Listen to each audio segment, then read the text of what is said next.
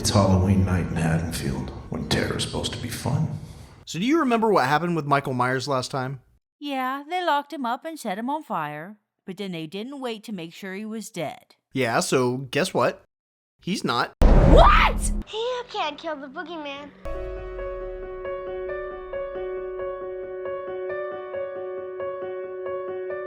You see, the firefighters got to Laurie's house and immediately went in, even though they usually don't go inside unless they know someone's in there. So when these guys got on scene and realized that the cops in the car were both dead and one's head was used as a jack-o'-lantern, procedure, as well as common sense, dictates that they should have done this.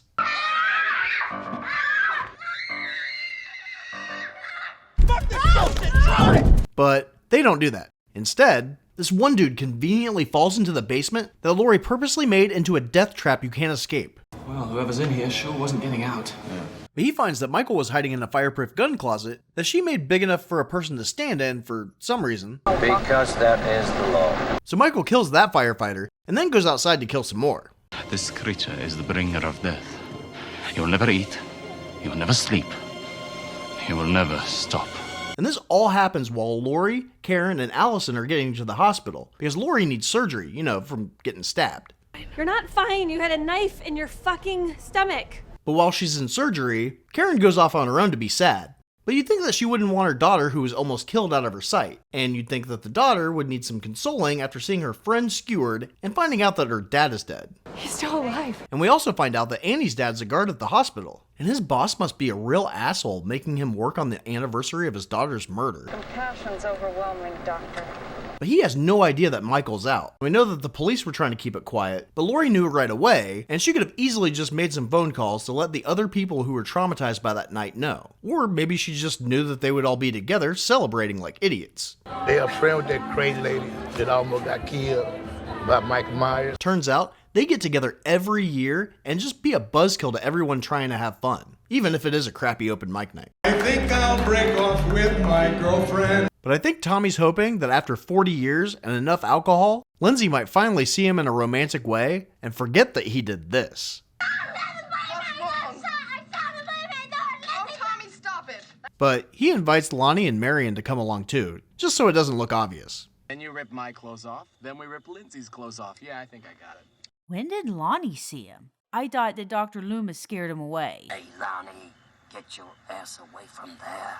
Well, he was hanging out with some other kids when the cops came and told him to go home, but to also watch out for the knife-wielding psycho in a white mask. So the other kids all walk home together, but Lonnie thinks that the best route to go home on his own is right past the house he was just scared away from. So while he's running home, Lonnie falls flat on his ass. And for somebody who is so freaked out that they weren't looking where they were going, he takes a really long time to get up. I mean, he lays there long enough for Michael to slowly shuffle up on him. So he doesn't kill him because it would be way too easy and kind of pathetic. You are so pathetic. I'm going home. You can figure your own shit out. So Lonnie lies there hoping that if he can't see Michael, then Michael can't see him. I mean, we already know he's an idiot. Lonnie Lamb probably won't get out of the 6th grade. But eventually the police come, and now he can run again. So I guess he wasn't injured. Just stupid. But the cops realize that he just went home. And because this is before all the cop dramas were on TV, they have no idea how to clear a house. Don't shoot! There's a dead dog in here. Could have been a skunk. Could have. This one cop even goes past an open door without checking it to look out the window. The same window he said Michael always stared out. He then sees footprints confirming his suspicion and does nothing. Do you know what happens to people who come into the Myers home without an invitation? Michael pops out and kills him. But at least he tries to fight back. But then this rookie comes in and shoots the cop. Jesus, Frank. So Michael just leaves because I guess he's scared of guns? But I don't know why he would be. I mean, Loomis shot him 6 times and he doesn't seem to be injured at all. But at least a bunch of other cops just showed up as backup. Since they have him outnumbered and have guns, he just gives up without a fight. If shooting him does nothing, why would he give up? It hurts. I have sensitive nipples. So the rookie cop lies to the other guy and tells him that he killed Michael, so at least he's happy before he dies. And we find out that the rookie cop turned out to be Frank. You know, the guy the doctor stabbed and then ran over to make sure he was dead. Well, he's not dead. I should have guessed. See, Cameron was walking around calling Oscar who is dead, and he was hoping that he's with Allison because he can't call her since he threw her phone in the party tapioca as punishment for catching him with another girl. What, dude? Have some discretion, alright? Well, he looks up at the road and sees Frank, so he runs to him and screams for help, but nobody seems to be around. It also seems that he's forgotten about the cell phone he was just using. Too young to give a shit, too drunk to remember? But Frank wakes up and scares the crap out of him, and immediately is like, And I'm the one that's gonna get him. and Cameron's like, look, buddy, I have no idea what you're talking about, but you and I both know you aren't doing shit. What the fuck? So after an ambulance shows up, he finally remembers that he has a phone and calls his dad for a ride, who he knows is at a bar. And apparently his dad and all his friends just go to a bar and tell their story so they can get free drinks. Hey man, let me buy you guys some round. Drink? Appreciate it, man. Cheap piece of shit. So they're feeling pretty good about now. I'm like really drunk right now. So some other cops get to Laurie's place and find all the people dead. So they decide that they need to start looking for him, but he's already made it to the neighbors. What the fuck does he want? Who gives a shit? Call the cops!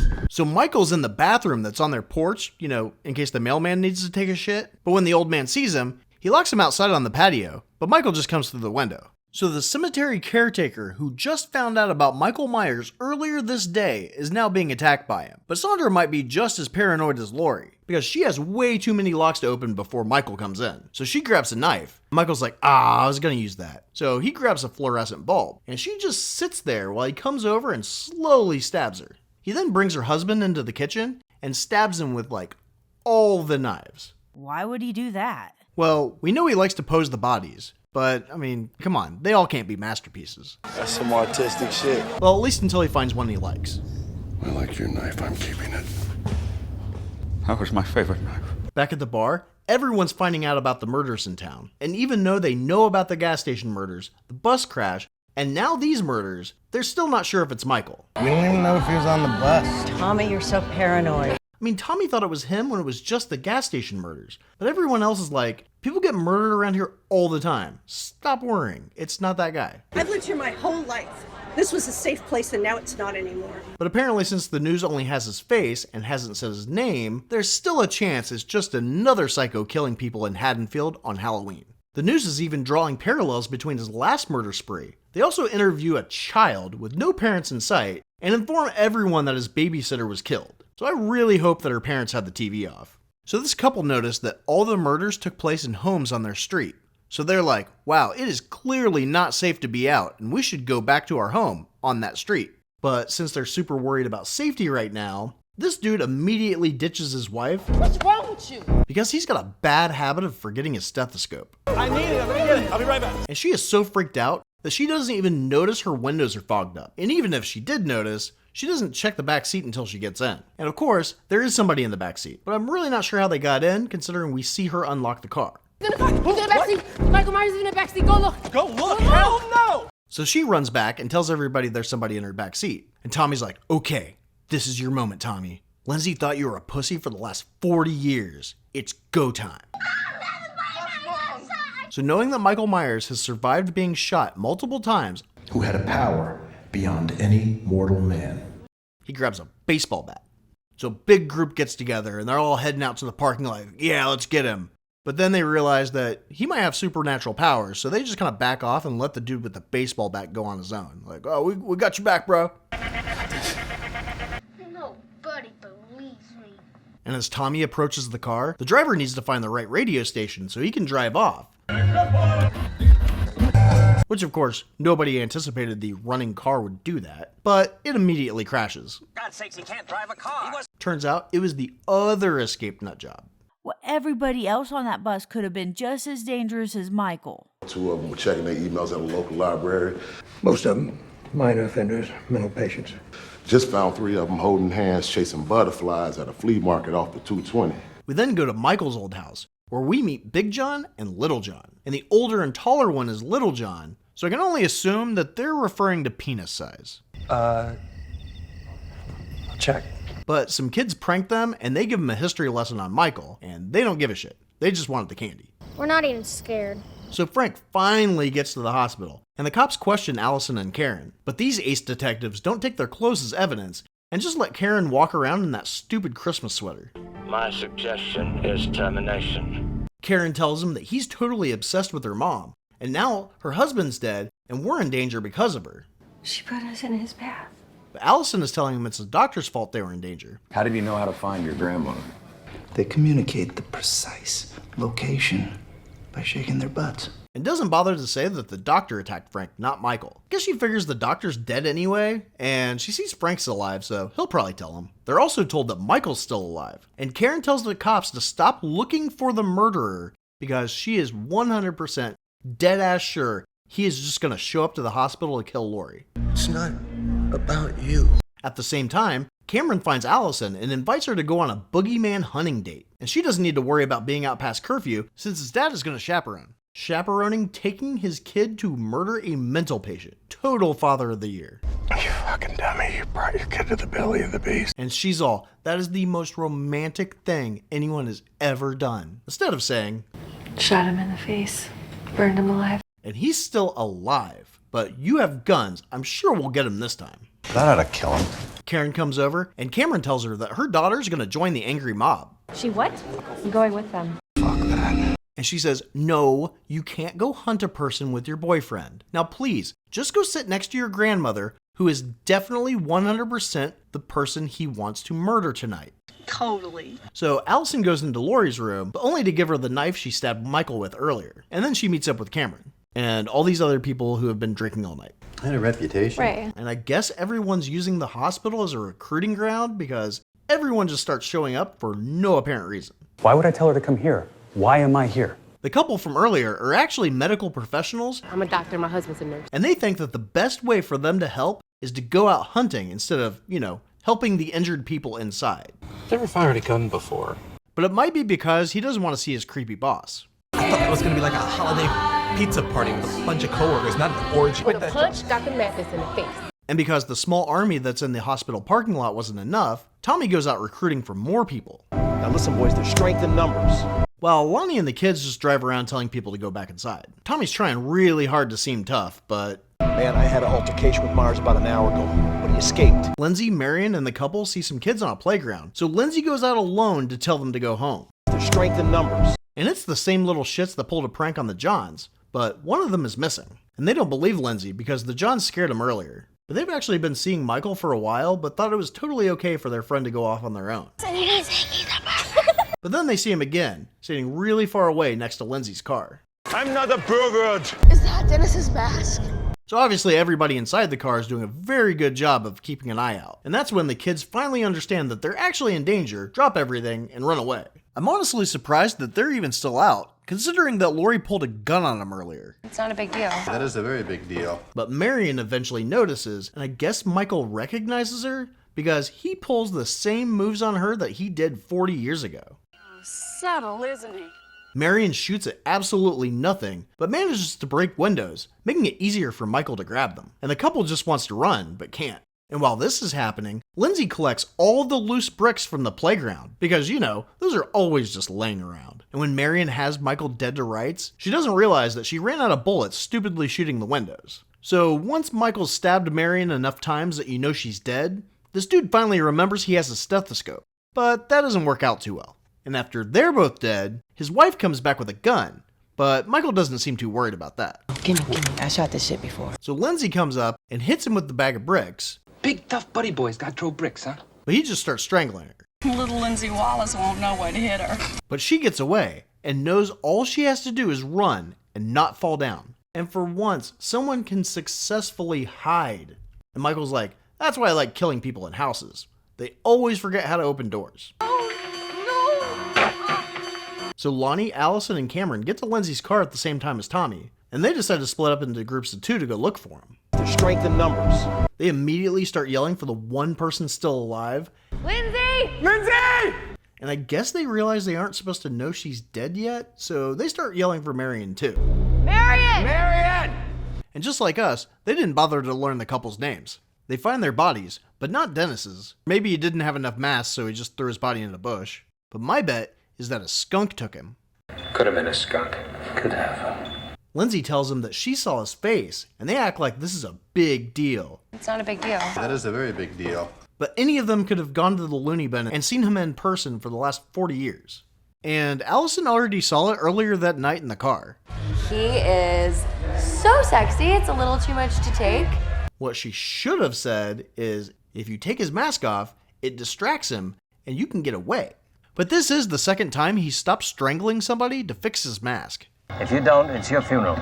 So Tommy brings Lindsay to the hospital, where the staff are seriously overwhelmed. Officers and medical staff from Russellville and Eaton County for support, but no confirmation. Too bad 3 medical professionals just died because they thought they would be more useful hunting the boogeyman than doing their fucking jobs. But Laurie and Frank are on drugs and flirting, until Tommy comes in and cockblocks them. I mean, what's the point in letting 2 injured people know that this dude is still alive?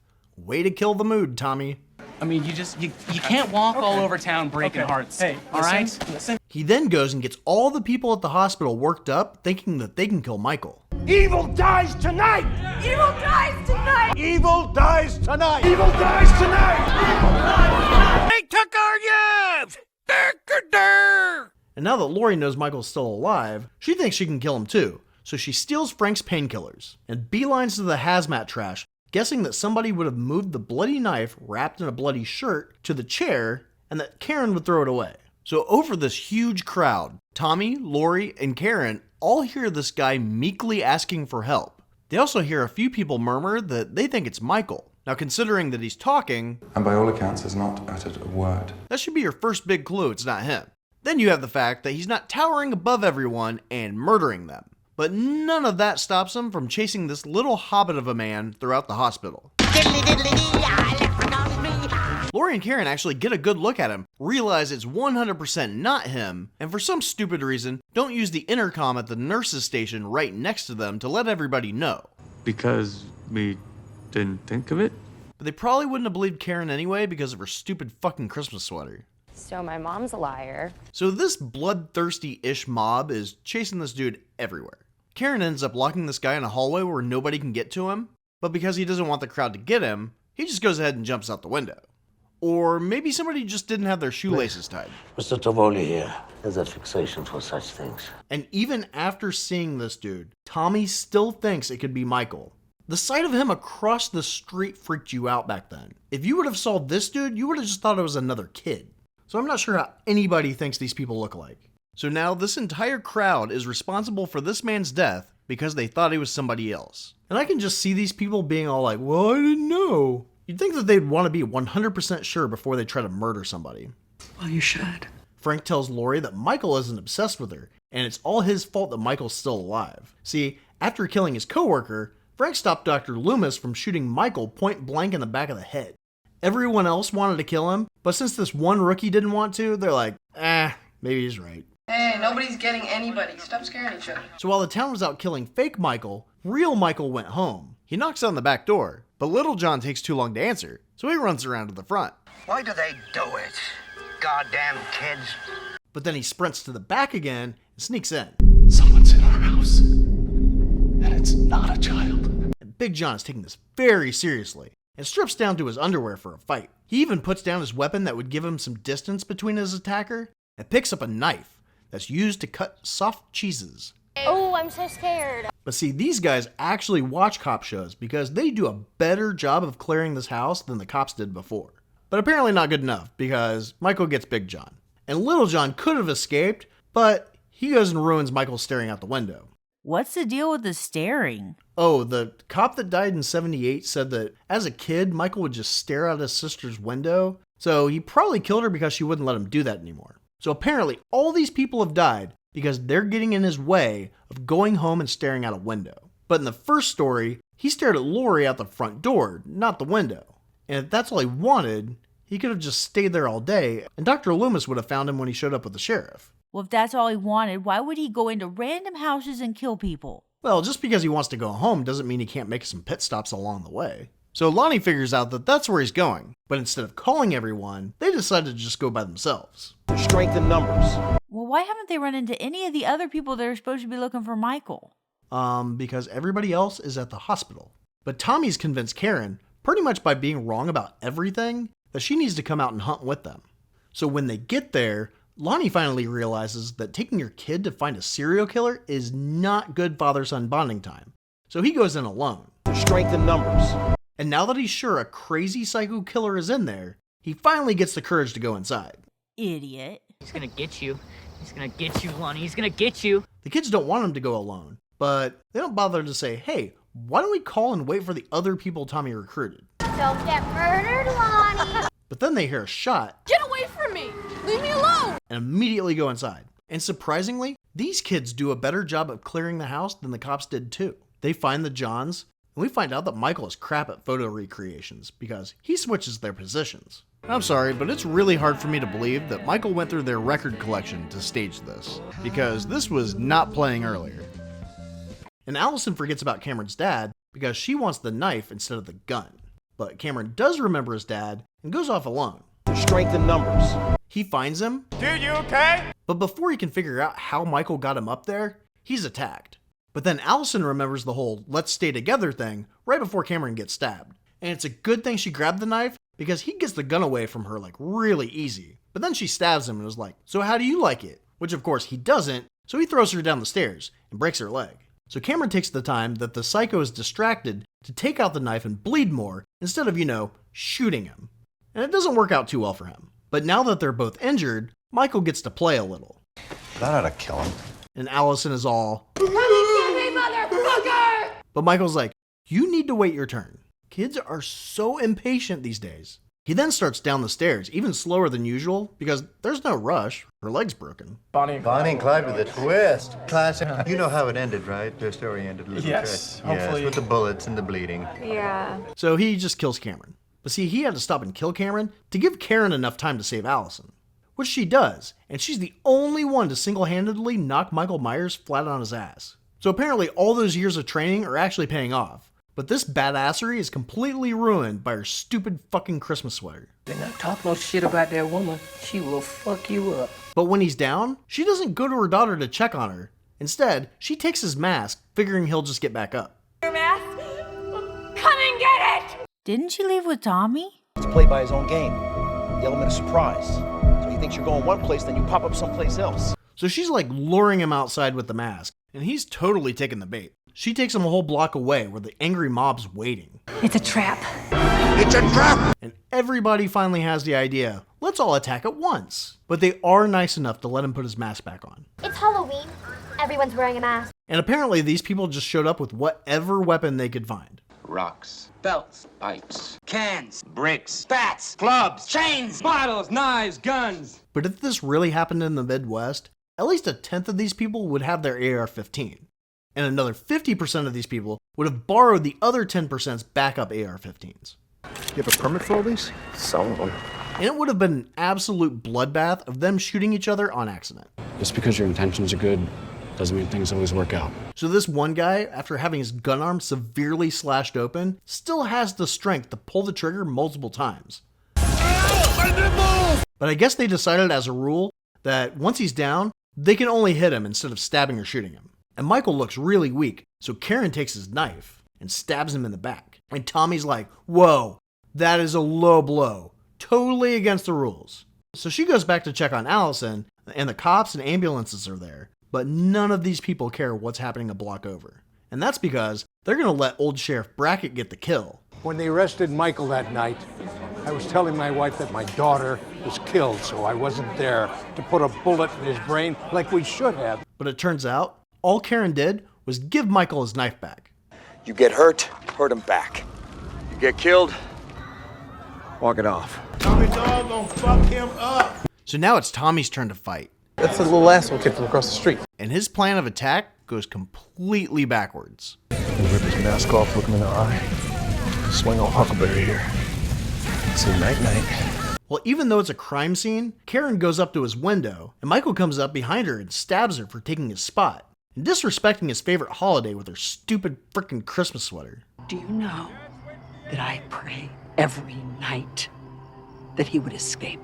Well, that was a dumb thing to pray for. It's your own fault, and I don't feel a bit sorry for you. And then nobody sees him up in the window, so Laurie is gonna be pissed. I'll be sorry. So now she's gonna hunt him down? Well, of course. What do you expect her to do? Buy a house in town with Allison where Lindsay just randomly comes over every once in a while like it's a bad sitcom? I I don't like that story. Oh, you didn't. Please tell me you didn't. Underestimate no one. I need some good people. People aren't afraid to get their hands dirty. You all need to hit the subscribe button now. Now listen, boys, there's strength in numbers. Each time I say, darling, I love you, she tells me that I'm full of shit. Halloween's over, kids.